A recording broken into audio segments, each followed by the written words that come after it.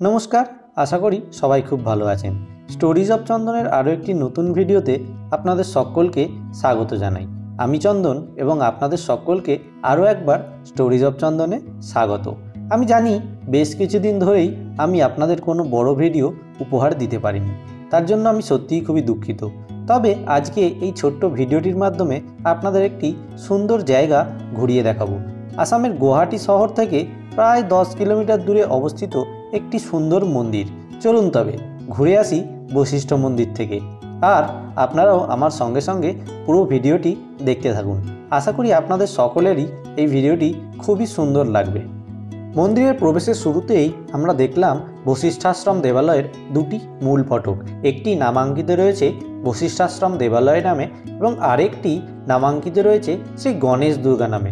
সুতরাং আমরা প্রথমেই প্রবেশ করে গেলাম মূল গেট বা শ্রী বশিষ্ঠাশ্রম দেবালয়।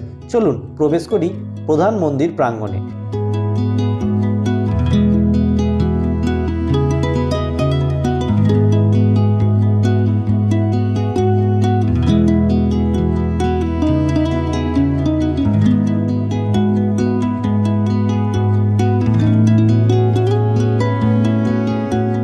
এটি হলো মূল মন্দির সংলগ্ন নাট মন্দির। আর ওই যে দূরে দেখা যাচ্ছে প্রধান মন্দিরের গর্ভগৃহ, যেখানে ভগবান শিব পূজিত হন। মন্দিরটি কিন্তু বেশ পুরনো।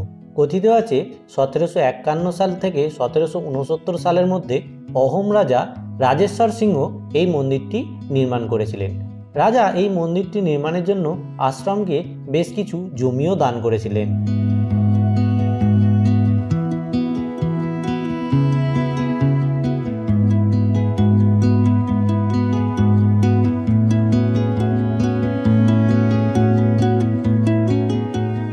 এই মন্দিরের ইতিহাস কিন্তু বৈদিক যুগ থেকেই শুরু।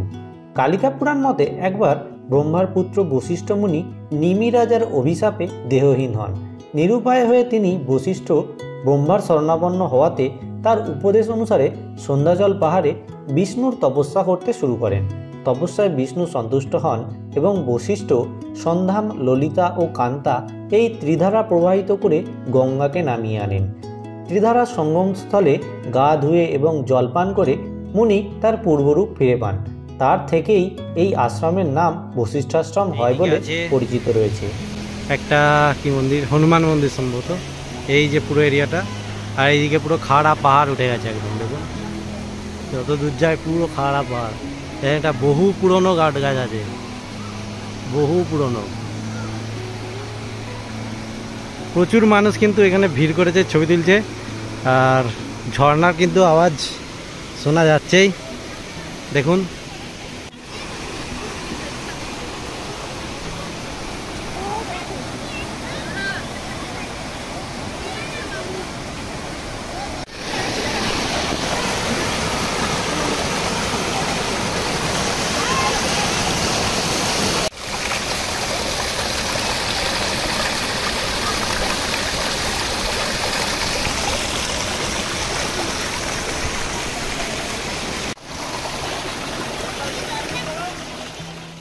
দিন বহু মানুষ এই মন্দিরে পুজো দিতে এবং দর্শন করতে আসেন।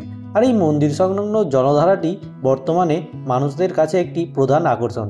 এই জলধারার উপরে পা ডুবিয়ে কিছুক্ষণ বসে সময় কাটাতে কিন্তু ভালোই লাগবে। ওভারঅল এই জায়গাটি পাহাড়ি ঘেরা একটি পরিবেশে শান্ত ও নিরিবিলিতে কিছুক্ষণ সময় কাটানোর জন্য একেবারে যথোপযুক্ত।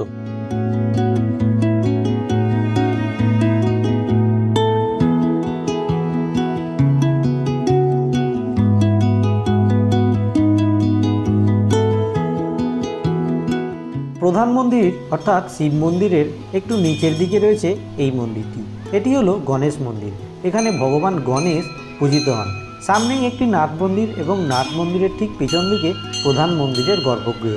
ওই যে আমরা ঢোকার সময় দেখেছিলাম না শ্রী গণেশ দুর্গার একটি ফটক, সেই ফটক দিয়ে কিন্তু এলে আমরা পৌঁছে যাব একেবারে এই গণেশ মন্দিরে। অর্থাৎ প্রধান ফটক দিয়ে গেলে আমরা পৌঁছাবো প্রধান মন্দিরে এবং গণেশ দুর্গা ফটক দিয়ে এলে আমরা পৌঁছাবো এই গণেশ মন্দিরে। আর এই দেখুন এখানে বশিষ্ঠ মুনির একটা খুব সুন্দর প্রতিকৃতি রয়েছে। আর এই ঠিক অপোজিট সাইডেই রয়েছে গণেশের প্রধান বাহন।